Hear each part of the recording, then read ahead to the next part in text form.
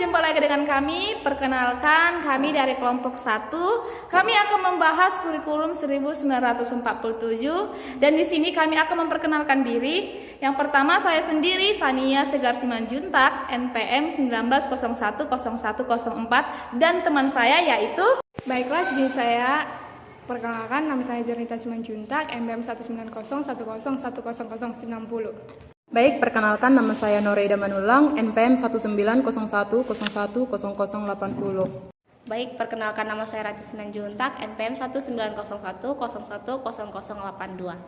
Baik, perkenalkan nama saya Warsin Lumbanturuan, NPM 190101000096. kami akan menjelaskan kurikulum 1947.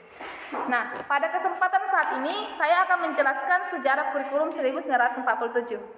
Kurikulum pertama pada masa kemerdekaan namanya Rencana Belajar 1947. Ketika penyambutannya lebih populer menggunakan Leerplan atau Rencana Pembelajaran. Pada pembelajaran 1947 bersifat politis yang tidak mau lagi melihat dunia pendidikan, masih menerapkan kurikulum Belanda yang berorientasi pada pendidikan dan pengajaran ditunjukkan untuk kepentingan kolonial Belanda. Ajas pendidikan diterapkan berdasarkan Pancasila. Ya, Kurikulum 1947 yaitu sistematika pendidikan pada masa berlakunya kurikulum 1947 tidak dijelaskan secara rinci dikarenakan implementasinya dilaksanakan pada 1950. Evaluasi terhadap pencapaian hasil pendidikan lebih diarahkan pada ketentuan mengenai kelulusan seseorang dari suatu unit atau lembaga pendidikan tertentu.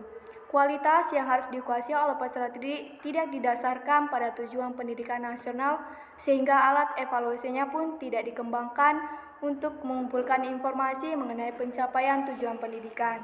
Salah soal yang dikembangkan untuk evaluasi belajar atau disingkat EBTA adalah untuk menentukan kelulusan seorang siswa, bukan untuk mengukur pencapaian tujuan pendidikan nasional. baik, selanjutnya mengenai isi kurikulum 1947.